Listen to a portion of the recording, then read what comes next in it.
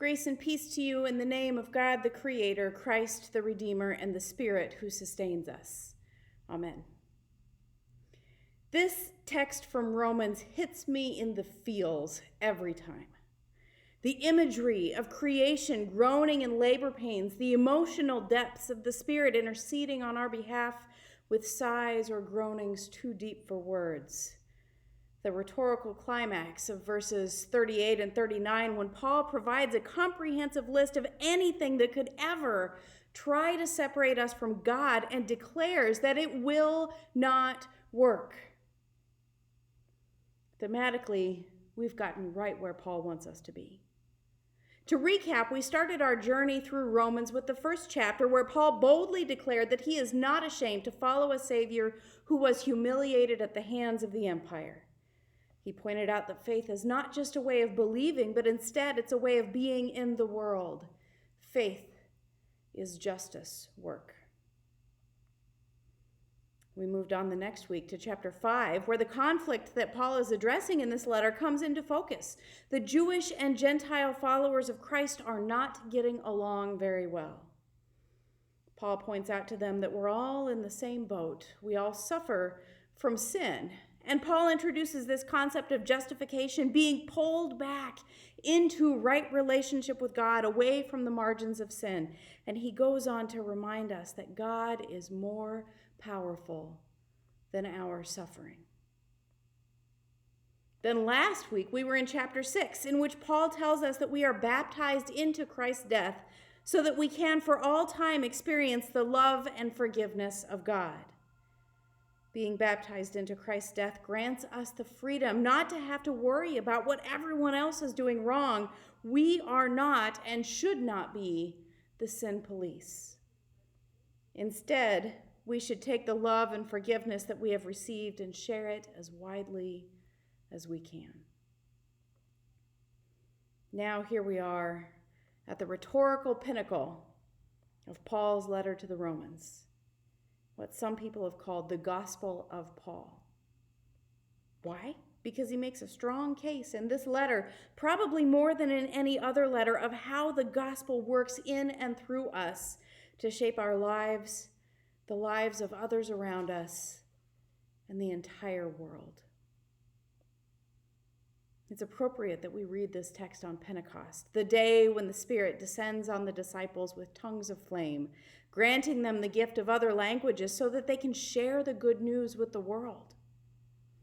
Now, we don't always realize what a mind-blowing experience that would have been. We live in an age where at least some part of the Bible has been translated into almost 2,900 languages. The Bible is available for free online on multiple websites in multiple languages. There are blogs, podcasts, devotional apps and books, radios and TV shows, movies, and more, all designed to inspire or deepen our faith or teach us new ways of living our faith. In other words, we are surrounded by more ways to receive and share the good news than we can count. But 2,000 years ago, that was not the case. Very few people were literate, and copies of the Hebrew Bible were rare and expensive because they had to be handwritten. The printing press wouldn't be invented for another 1,500 years. And there was a long tradition of the God whom we worship only being the God of the Jews, so they didn't tend to share the good news with other people. Put simply, what happened that Pentecost was revolutionary. Pentecost is the story of the people who don't have any access to the story of God and a foretaste of what God intends to do with the world. It is an embodiment of the promise made to the world by God that God's presence brings unconditional love for everyone. And so Paul is speaking into the wonder and delight and hope that is Pentecost, out of the despair and fear that so often characterizes the human condition. And we are in need of that delight and wonder and hope. We are in need of that reminder. We live in a different world from the one Paul lived in. When he wrote, there was an imminent and existential threat to the followers of Christ. The emperor had to be worshipped as a god. Whatever your local belief system was, that was fine as long as the emperor was in your pantheon of gods, worshipped right alongside the other. But the followers of Christ didn't play that game. You can't claim to worship the one true God, they said, and then worship the emperor too. The constant threat of persecution helped to bind them together as a community, keeping each other strong in faith. We don't have that same kind of problem. Oh, some people like to claim we do. Some people talk about the rise in nuns or people who don't claim a faith identity. Or they'll talk about the lack of school prayer, or they'll talk about church and state, or they'll blame it all on the hot button issue of the day. But the reality is, none of those things threatens my faith or my life. None of those things threatens your faith or your life. None of these things threatens our ability to continue to worship God, share the good news, and try to work for justice, even if they sometimes wear us out. We need Pentecost. We need the Spirit to renew us, to inspire and empower us to share the good news, and we need to hear the good news too, even if it doesn't sound like it at first. Paul writes, "We know that from the beginning until now, all of creation has been groaning in one great act of giving birth. And not only creation, but all of us who possess the first fruits of the Spirit, we too groan inwardly as we wait for our bodies to be set free." I think we like to just gloss over the part about creation groaning, and we think about human suffering. But that's not what Paul is talking about. He's talking about human choices that have global or even cosmic implications. He's talking about the fallout from the fall, when Adam and Eve were banished from the Garden of Eden for eating the apple from the tree of the knowledge of good and evil. In Genesis chapter 3, God said to Eve, "I will greatly multiply your pains in childbearing. You will bear your children in pain." And to Adam, "The earth will be cursed because of you. With painstaking labor, you will eat of it all the days of your life. It will yield thorns and thistles when you try to eat the plants of the field." The earth itself is impacted by the choices made by Adam and Eve. And the earth continues to be impacted by the choices we make. Do you remember 30 years ago, a summer road trip would result in a bug-spattered windshield? This doesn't happen nearly as much as it used to because of the loss of habitat, the increased use of insecticides, and global warming. And although scientists are still learning about all the things bugs do, we know that they do a lot of work pollinating plants, aerating gardens and fields, and being the first link in the food chain for birds and other small animals. Our actions as a society and as a species are placing their survival in doubt. Now, right now, you may be thinking, what does this have to do with Pentecost? Hang in there with me. We will get there, I promise.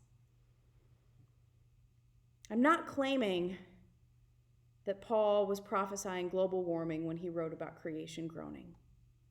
He was a theologian and a tent maker, not a fortune teller. But he lived in a time when people were much more in touch with the natural world than we are today. He was a keen observer, and his worldview was shaped by his faith. He would have noticed the way humans impact the earth, and it is a short step from human impact on the earth to the story of the garden and the fall.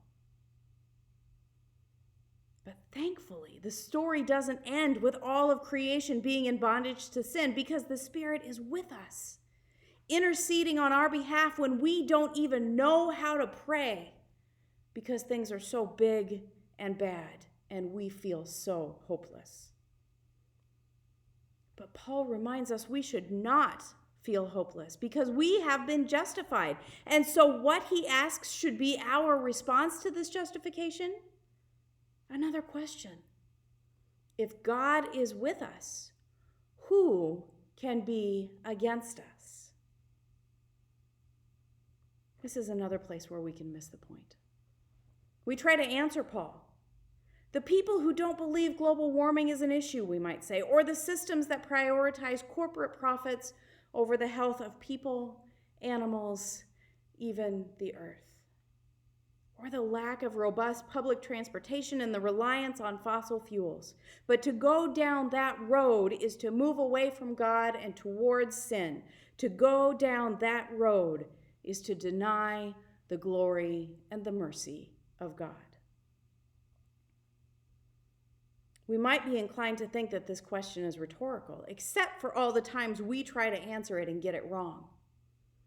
And Paul, with his usual insight, knows that people are going to get it wrong. So he answers it with a pretty comprehensive list of things that cannot separate us from God's love. Death, life, angels, demons, today, all of our tomorrows, literal and figurative, mountaintops or valleys, or anything else that ever exists in the world. Why does Paul cover all these bases? 2,000 years ago, Paul looked around and saw the webs that his fellow believers were caught in, which they did not spin and over which they had no control.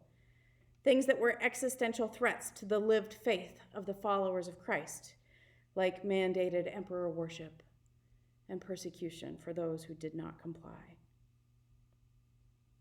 We don't face the same sort of existential threats to our faith today. The threat we face is more insidious. It isn't the nuns.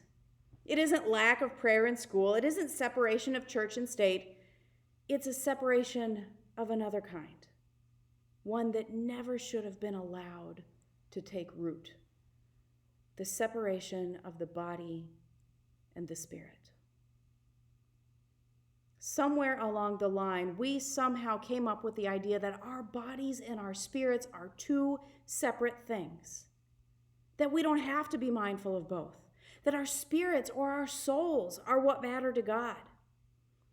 This idea didn't originate with us. People have had this misconception for at least a couple of hundred years, but we are caught in this web and sometimes we don't even realize it.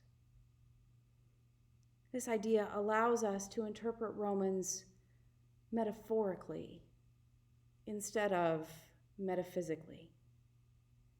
This idea allows us to turn our backs on creation, divorcing ourselves from the fate of the bugs, from the fate of the planet.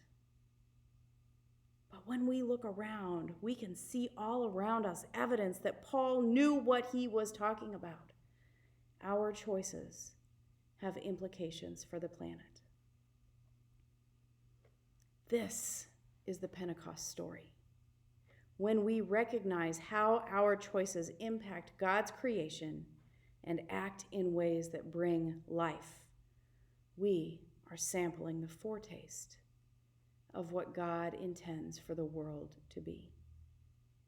We are sharing the good news, and we are hearing and seeing the Spirit at work in creation.